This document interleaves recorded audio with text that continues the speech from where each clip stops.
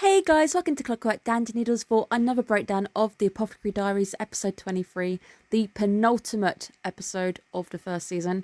And I really hated saying that. I did just think this show would just keep going and going and going because it has been a mainstay on my channel for nearly half a year.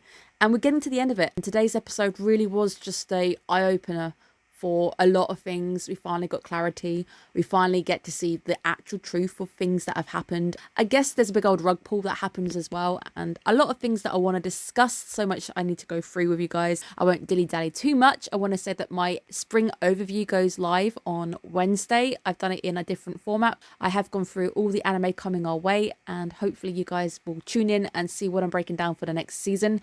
Nothing's really going to fill the void of Apothecary Diary, but I do have 3 shows that I've picked up to break down next season, so hopefully you guys can join me. Thank you again for tuning in, and also if you have stuck with me for 6 months, thank you so much. It really does mean a lot to have you guys tuning in every single week. It means a lot. This show has been a real high for the channel, but also a real low with the amount of spoilers that have gone and flown around. I realised when he actually said her name, the mum's name, that someone had spoiled me in the comments. It did make me sad because I haven't read any of the media for this one, but I ended up knowing so much before I'd even really got to grips with what the show was showing me. We're going to get straight into it. Definitely thinking Mau Mau is aware that this is dad, so she must definitely know that this is her father, because he pretty much comes out point blank and says it. He's like, my dearest daughter. What was pretty surprising was when he comes out and says that he wanted her to live with him, and from an anime standpoint only, I didn't really have any of that indication that he wanted to do that or wanted to be a dad.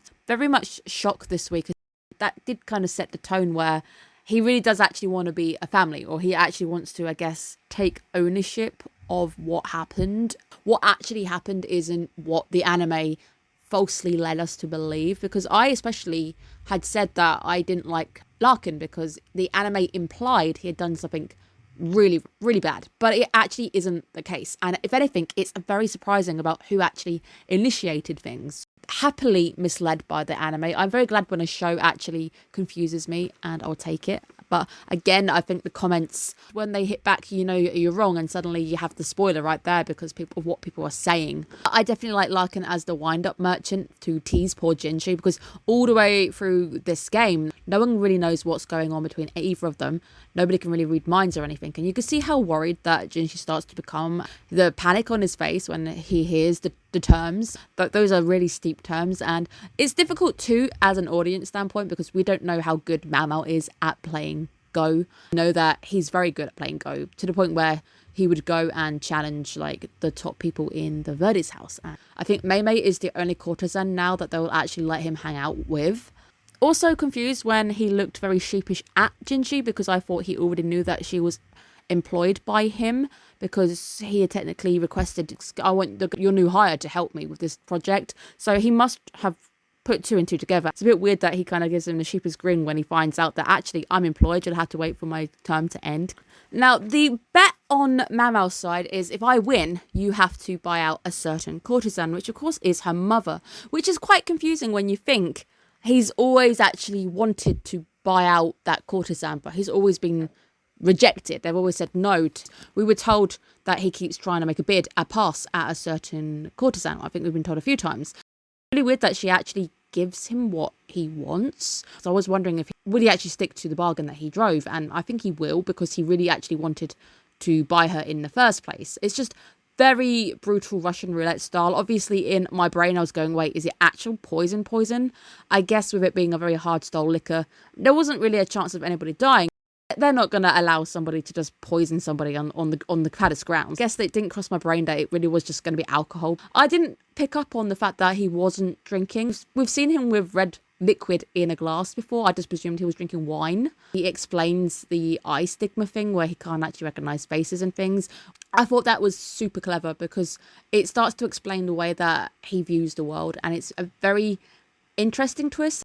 The rule that Mau Mau put in, that for whatever reason, if somebody just basically can't play anymore and stops playing, the other person wins. And I was always like, oh wait, I think she's banking on the fact that he's going to be drunk under the table. He would get to the point where he couldn't play any more rounds, and we wouldn't even need to go into the final rounds. Mau Mau starting to lose off the bat started to concern me, because I did think that she'd at least be decent at the game, but as Jinji says, it looks like she just knows the rules but has never actually played a real game in her life. I don't actually know anything that's going on. I'm gonna guess that the game they literally play on the board is a real one that somebody's thought up from their brain, and it's not just them randomly moving pieces. I think somebody's actually really put a lot of thought into the game that they're playing. I didn't know who had lost or won. I didn't actually know what checkmate looked like in this game. She knew that Daddy wouldn't let her poison herself, which I guess she was banking on him trying to step in the way, which is very clever because she must have known that he couldn't handle his alcohol, and all she needed to do, if he really was dedicated to her and actually really did see her as a daughter that he didn't want to lose, and of course he asked her to move in with him, he's not going to let her poison herself because he wants her as the prize. Larkin throwing the match as well. He is a strategist. Sometimes you need to feign a loss. It was a very interesting sequence, and I like the music. I also like the lighting that they use as well, which is really, really nice. It's like side lighting the face and Jinchi's face also. I did notice that Jinchi was also wearing a silver hairpin, which is a nice little detail that they added in. It matches the one that he gave her, which is a nice little detail as well. But I do like the result of him actually forfeiting just to actually allow her to win, because I guess in a sense he gets what he wants. Maybe she also banked on the fact that she was offering something that she knew he wanted. Maybe everything's kind of worked out and fallen in place on purpose. Whilst Larkin is knocked out, we do get some very nice information about, well, the backstory and how everything happened. And this is basically when my jaw started to drop and go, oh my god. Finding out that Larkin was beaten real hard by Mama's mum, and then thinking, wait, she didn't inherit any of the skills from either of these two, and these two are really good at playing the game. I like the fact that as soon as she's beaten him, she's literally the first face that he ever sees. Like, she's become worthy. She becomes a real human in his eyes. It's a really nice little touch of him actually finally seeing a face. I like the fact that they start to really enjoy the company of each other, because she doesn't seem to hate him, and she actually starts to ask him, when are you coming around again? She also starts to open up about herself, which I guess is what they do. They're supposed to entertain. Talking about yourself is kind of expected, but as I think Larkin even put, she's known for being quite cold. I guess with her, if she does start to open up, it really is a case that she does like you. What I did find really fascinating during this sequence was the big reveal that the doctor dad, the dad that's been looking after Mau, is a cousin to the real dad. Again, my jaw is dropping through the floor right now because they're all interconnected. We were told that the cousin was basically let go from the rear palace because of, well, the baby incident that we know about. And Larkin is forced to go abroad for 3 long years because he has to avoid the shame. And we've already seen this where the one that came out who had to be beheaded, everyone had to be basically let go from the palace if they had even dealings with the family. It's that situation again where the show has been so well written that you know and come to expect this already, because they've shown you what happens if somebody is let go. What happens if somebody does come to shame?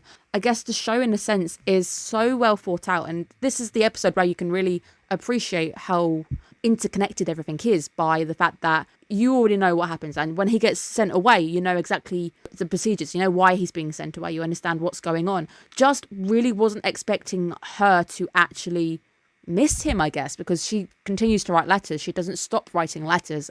As Larkin says, he just didn't think about it too much. He was so preoccupied by playing the game, he just didn't think any more into it. And this story gets dark, like really dark. And I didn't know anything about the hand severing thing.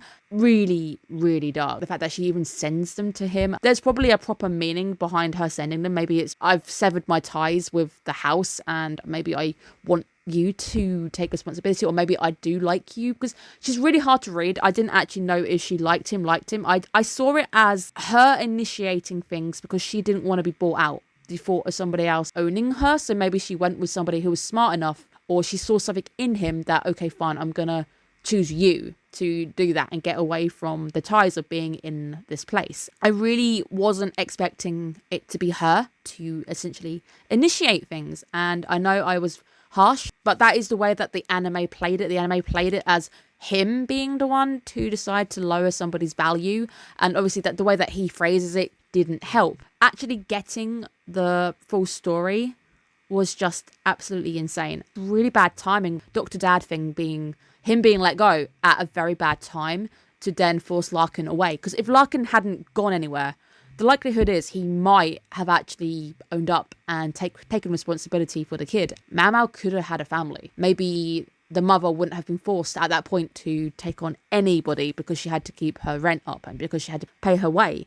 Insane when you start thinking like one tiny difference. Let's say the Dr. Dad had been shamed 9 months later after Mau Mau had been born. It could have been a very different story. It's insane to know that everything here is literally tied up. And the fact that she was continuously writing to him. The heartbreaking scene as well when he goes to run and it all dawns on him that this is actually what's happened. For somebody who I've always kind of been a bit shifty of, they drain the colour completely from the sequence to show that the reality's hit. There's no light anymore. And you came back maybe hoping that she'd probably still be a courtesan and be okay.